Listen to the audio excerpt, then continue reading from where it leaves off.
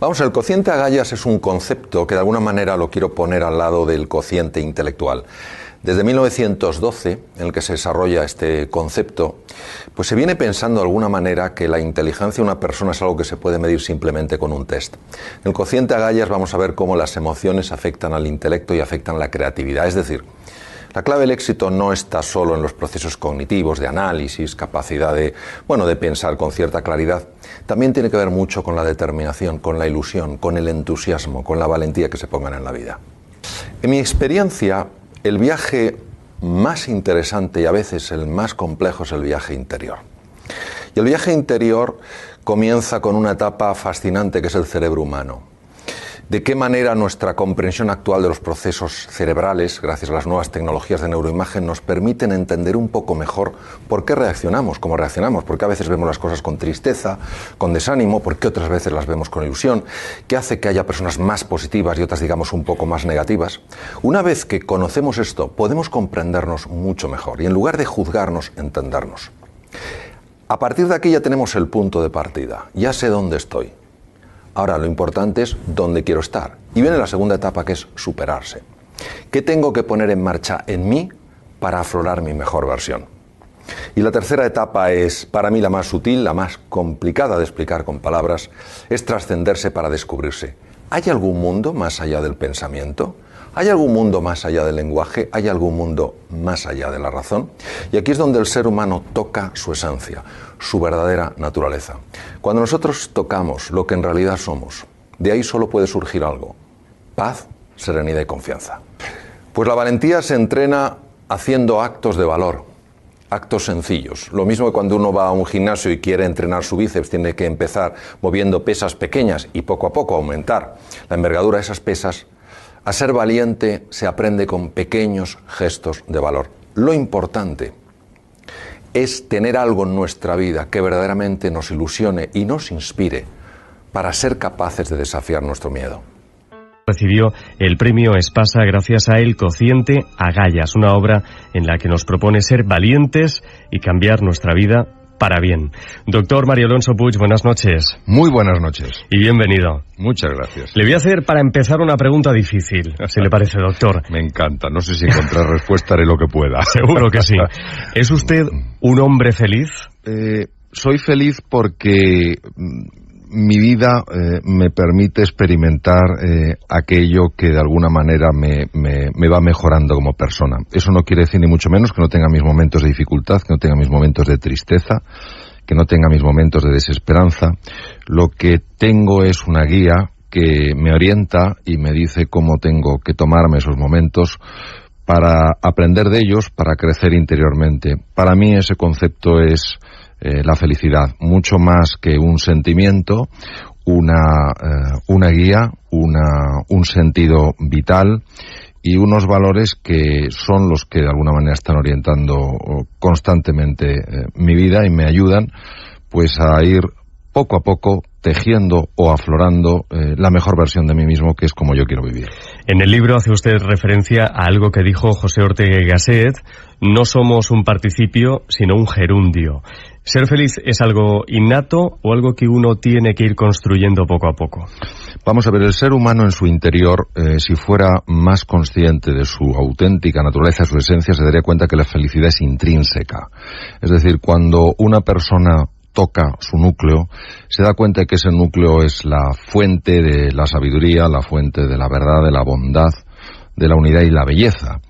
Lo que pasa es que el conocimiento que tenemos de nosotros mismos es tan pobre que a mí me recuerda a esas piedras que se llaman geodas, que por fuera pues son muy feas, no jamás llamarían la atención, pero cuando se rompen, cuando se penetra en su interior, tienen una estructura cristalina absolutamente impactante. Yo veo al ser humano exactamente igual y mi experiencia es esa, es decir, nuestro gran fallo es que no nos conocemos, es decir, nos vemos, pero nuestra mirada no tiene alcance y profundidad, entonces no nos descubrimos. Si nos descubriéramos, nos daríamos cuenta que, claro, que alguien que tiene esa estructura tan especial a la fuerza de ser feliz. Entonces yo resumiría esto diciendo que somos felices, pero no lo sabemos. Pero tal y como están las cosas y con los prejuicios que tenemos más o menos todos, para ser feliz hay que tener agallas. Sí, las agallas, la valentía me parece un elemento indispensable. El propio Winston Churchill, que le tocó vivir una época especialmente dura en la batalla de Inglaterra durante la Segunda Guerra Mundial, decía que la valentía es la virtud más importante porque de ellas deriva el resto. Y a mí sí que me gustaría mucho aquí definir el concepto de valentía. La valentía no es una emoción. La valentía es una decisión. Yo puedo tener muchísimo miedo como emoción y, sin embargo, decidir ser valiente. O puedo tener mucho miedo y decidir ser cobarde. Por tanto, al ser una decisión, al ser una actitud ante la vida, pues esto tiene una enorme resonancia con lo que es la libertad de la persona. Es decir, cómo yo quiero ser en este momento. ¿Tengo miedo? Naturalmente que sí. ¿Qué decido hacer? ¿Decido que mi emoción de miedo me pare a la hora de defender aquello que es valioso, que me pare a la hora de buscar nuevas oportunidades en la vida? Si decido que sí, es sencillamente por eso, porque la decisión que he tomado es no ser valiente, pero no porque la emoción necesariamente me esté empujando a ser cobarde. Usted habla en el libro también de las emociones tóxicas, que dice que debemos evitar como podamos, emociones como la ansiedad, la angustia, la frustración, la desesperanza, la sensación de impotencia, el desánimo, la ira, la culpa, la vergüenza, el resentimiento, sobre todo porque no solo nos afecta nuestra salud mental, sino también la física. Esto es así, vamos a ver. Las emociones tóxicas, como todas las que has descrito, en principio son emociones desagradables. Nadie creo que pueda decir que el sentimiento de desesperanza, el sentimiento de impotencia, el sentimiento de culpa o de vergüenza son agradables. Aunque algunos se regodean en ellas, ¿eh? Se regodean en ellas, no, y esta es una buena reflexión, se regodean en ellas porque a base de regodearse en ellas consiguen ciertas cosas que en ese momento valoran más que su propio sufrimiento. Entonces hay como un doble juego donde se sufre a un nivel, al nivel consciente, pero a nivel inconsciente hay una ganancia. Por ejemplo, una persona que está todo el día quejándose y a lo mejor está sufriendo a un nivel consciente, a un nivel inconsciente está ganando la atención de los demás. Se está convirtiendo en una persona que los demás le prestan más atención. Entonces, el problema fundamental de las emociones tóxicas no es ya que generen estos sentimientos incómodos a nivel consciente, es lo que se ha demostrado que son capaces de hacer a nivel corporal. A nivel cerebral, por poner un ejemplo, y hablo literalmente, no intento exagerar las cosas, sino que son fundamentos muy sólidamente ya demostrados. A nivel cerebral, los estados tóxicos, es decir, cuando esa emoción, la desesperanza, la sensación de impotencia, la culpa, la vergüenza, se extienden ampliamente en el tiempo, se sabe que matan neuronas cerebrales. ¿Cómo es posible que una emoción mate neuronas cerebrales? Pues se explica muy fácilmente. Una emoción es un cambio corporal, y ese cambio corporal implica cambios en los neurotransmisores, es decir, las hormonas intracerebrales, cambios en la química de la sangre, y hay cambios en estos neurotransmisores, hay cambios en la química de la sangre que son muy, muy dañinos para las neuronas, sobre todo para las neuronas de la región del hipocampo relacionadas con la memoria y el aprendizaje. En segundo lugar, pues hay estructuras tremendamente sensibles a las emociones tóxicas, tremendamente sensibles, como todo el sistema de defensa contra bacterias, contra virus y tumores, el sistema inmunológico de una excepcional complejidad, casi, no tanto, pero casi tan complejo como el sistema nervioso central, y que tiene receptores en su membrana, es decir, puertas de entrada en el interior de esas células. Algunas de las moléculas que se liberan en la sangre cuando tenemos estos estados emocionales tóxicos, al entrar en contacto con esta especie de cerraduras de la célula, producen cambios muy negativos y llegan a inhibir el funcionamiento de estas células. Por eso, por ejemplo, una persona que está pues luchando contra un tumor, lo peor que puede pasar es que esa persona caiga en la desesperanza, caiga en la sensación de impotencia, porque entonces se empieza a liberar una de estas hormonas que se llama el cortisol, y verdaderamente es que esto se sabe, además se sabe hace tiempo, la capacidad de estas células de hacer frente al tumor se reduce considerablemente. Entonces, el tema de las emociones tóxicas no debemos tomárnoslo de una forma ligera. Es decir, una cosa es tener momentos de desesperanza, momentos de impotencia, momentos de tristeza, momentos de culpa, de vergüenza, yo creo que es muy consustancial con el ser humano, y otra cosa es vivir ahí. Vivir en la desesperanza, vivir en la culpa, vivir en la ira, vivir en el resentimiento. Esto es muy, muy, muy nocivo. Y de hecho usted explica también en el libro, de manera científica, por qué sentimos miedo o por qué no nos gusta el riesgo? Claro, yo me he pasado 26 años en la cirugía, soy un hombre enamorado de la ciencia, sigo conectado con la ciencia y para mí el fundamento científico de las cosas es muy importante.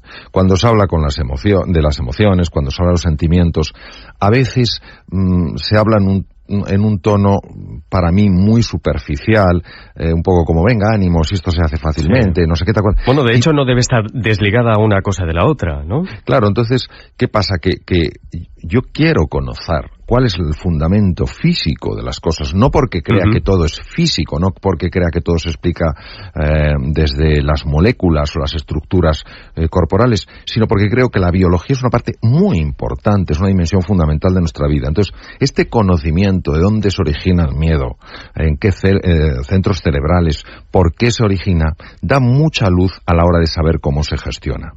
Por eso, precisamente en el cociente Agallas, una de las cosas en las que hago más énfasis es en explicar los estados afectivos del cerebro, de dónde surgen y cómo se puede gestionar. ¿Estoy diciendo en el libro que sea fácil? No. Estoy diciendo en el libro que es posible, pero ¿cómo vas a poder gestionar algo que no entiendes ni siquiera cómo funciona? Si tú lo conoces, puedes comprender y entonces puedes gestionarlo y puedes superarte. Ese es el objetivo. Por eso, para mí la ciencia siempre tendrá en mi vida un papel absolutamente esencial. Sí es cierto que hay personas más resistentes a los golpes de la vida que otras. ¿A qué se debe eso, doctor? Ha habido desde hace mucho tiempo el típico debate, que es un debate eterno, ¿no? De se nace, se hace, se entrena, etcétera. Y un poco como diciendo, bueno, la persona se moldea por completo, o la persona nace hecha, y por eso me gusta tanto la frase de Ortega, no somos un participio, somos un gerundio. Es fantástica, fantástica. Exacto, es maravilloso, sí. No estamos hechos del todo, sino que nos vamos haciendo. Vamos a ver.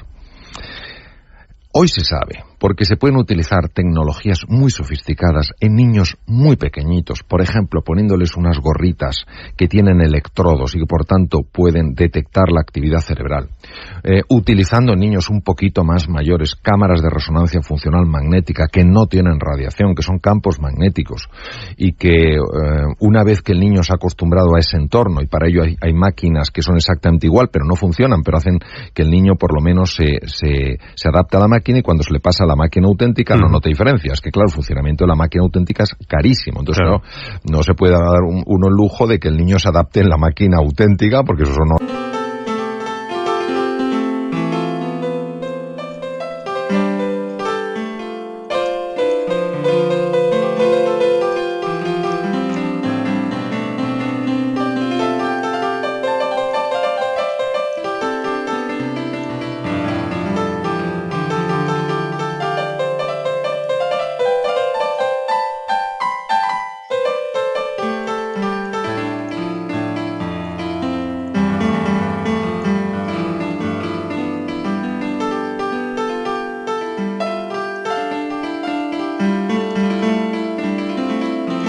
que es una fortuna lo que vale. Entonces, se ha podido ver que hay niños que nacen ya con una predisposición clara a ser más optimistas en la vida, y hay niños que nacen con una predisposición clara a ser más pesimistas en la vida. Esto no debería sorprendernos, porque cualquier persona que tenga hijos o sobrinos y les ha llevado a una fiesta con otros niños se habrá dado cuenta de que algunos niños muy pequeñitos enseguida están explorando, jugando y relacionándose, y otros niños que se quedan pegados al padre, pegados a la madre, en un rincón, etcétera. Esto, ¿qué quiere decir? ¿Quiere decir que venimos determinados por naturaleza? En absoluto. Quiere decir que venimos por naturaleza con una inclinación, con una tendencia a ver el vaso medio lleno o medio vacío. ¿Por qué digo que es una tendencia? Porque hoy, gracias al conocimiento de la neuroplasticidad, es decir, de la transformación cerebral, y sobre todo lo que significa la fuerza del carácter, por eso el título, el cociente Agallas, se sabe cuando una persona está ilusionada, cuando una persona conoce estos procesos, cuando una persona está verdaderamente comprometida con entrenarse, le puede dar la vuelta a su personalidad como un calcetín. Es decir, una persona que nació con una tendencia a ver la parte oscura, negativa de la vida, empieza a ver el lado positivo. Claro, ver el lado positivo no quiere decir no ver la dificultad, quiere decir fijarse más en la oportunidad. Mientras que personas que nacen con la tendencia a ver el lado positivo, si se duermen en los laureles, si piensan que como ya han nacido con eso, pues está todo hecho, pueden ir perdiendo esa capacidad de ver el lado positivo, contaminándose a veces por la toxicidad que hay en el entorno, porque muchas veces, sobre todo en situaciones complicadas como la actual, donde la mayor parte de las conversaciones lamentablemente son de tono negativo, que es el tipo de contrario que tendríamos que tener, se van contaminando si no hacen un trabajo, porque se fían demasiado con lo que nacieron. Entonces, al final, es verdad que hay personas que nacen con una lotería, les ha tocado la lotería, han nacido con una capacidad, sobre todo, de ver el lado luminoso de la vida, y hay otros que han nacido con un desafío. Pero esto es como todo en la vida. Unos nacemos con unas cosas, otros...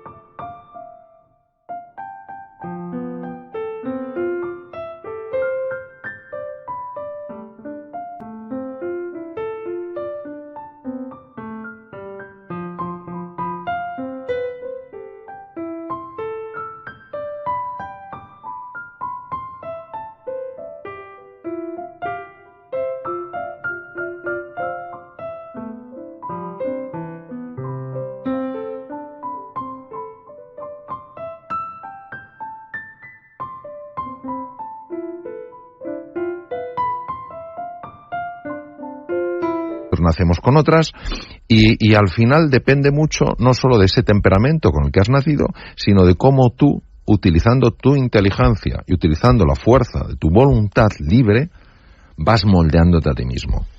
Estamos conversando con el doctor Mario Alonso Puig, autor de El cociente Agallas, editado por Espasa. En general, digo yo y me imagino, vivimos frustrados, es decir, vivimos pensando que deberíamos tener una vida mejor, pero no hacemos nada para remediarlo, doctor. Sí, vamos a ver. Tenemos una inclinación, en general, por supuesto no se puede explicar a todo el mundo, en general tenemos una tendencia, una inclinación a fijarnos más en lo que no tenemos que en lo que tenemos, en lo que no hemos alcanzado que en todo lo que hemos conseguido, en lo que está mal de la vida y no todas las cosas que están bien. Damos por supuesto tantas cosas y solo nos damos cuenta de su valor cuando lo perdemos. Es decir, yo qué sé, vas perfectamente por la calle, un día te da un tirón y te das cuenta de que te tienes que ir moviendo como puedes. Y esto es una cura de humildad. Entonces, ¿qué pasa? Y de lo vulnerables que somos, ¿no? Claro. Entonces, una cosa es ser conscientes de que los límites que nos ponemos muchas veces son límites absolutamente falsos, que nos limitan, que nos encogen, que nos empequeñecen. Y otra cosa es no ser conscientes de que como seres biológicos somos vulnerables, envejecemos, enfermamos, tenemos defectos, tenemos virtudes, tenemos cosas que no llegamos, y congraciarnos, aceptar esa realidad es fundamental. Muchas veces el grado de aceptación que tenemos con nosotros mismos es muy pequeño. Nos apoyamos muy poco en los fracasos, toleramos muy mal nuestras imperfecciones. Y en el fondo, esto es un camino absolutamente equivocado, al menos desde...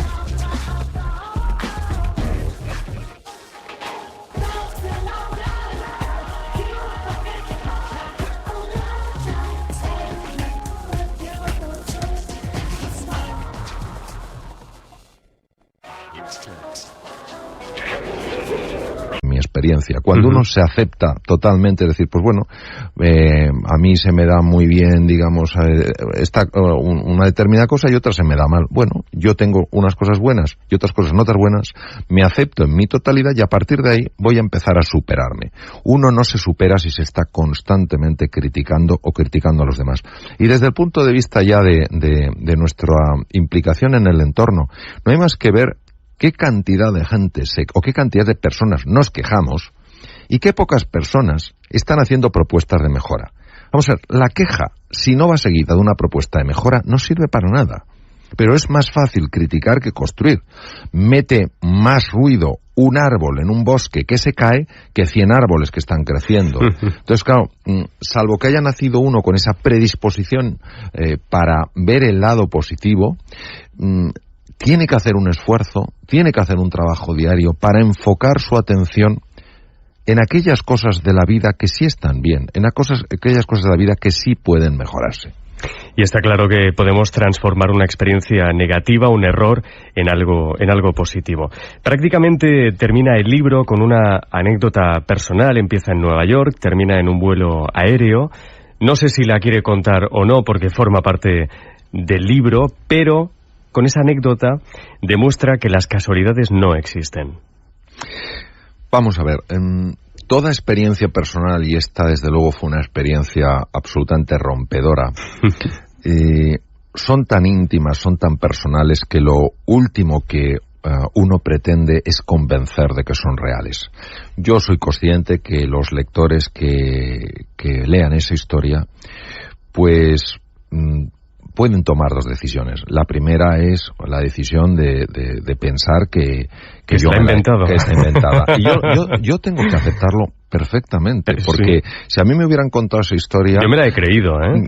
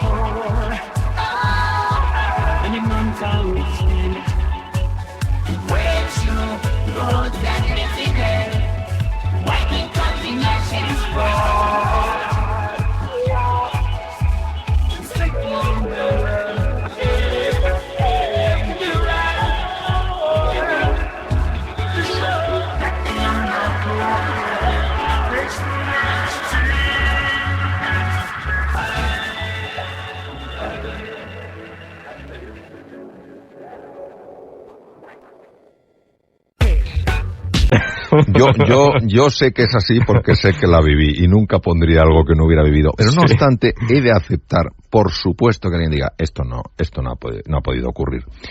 Pero sencillamente es una cosa esa experiencia fue tan rompedora para mí, que teniendo en cuenta que es de mi mundo más íntimo y que jamás la había contado en público, me pareció que, teniendo en cuenta que estaba hablando de lo que es la trascendencia, es decir, aquello que supera nuestro conocimiento racional de las cosas, aquello que va más allá de la materia, me parecía que era muy oportuno compartir esto. Entonces, para mí, en mi vida no hay casualidades. Hay más bien causalidades. Lo que pasa es que a veces es muy difícil entender cómo esas causas operan entre sí. Y sencillamente, en esa historia que yo cuento en mi regreso de la convalidación de mis estudios de medicina de Nueva York a Madrid, lo que cuento es el descubrimiento en mi vida de que hay mensajes que te van llegando en la vida y que de alguna manera te van llevando por caminos que tú, utilizando la razón, jamás hubieras ni siquiera imaginado como posibles, ¿no?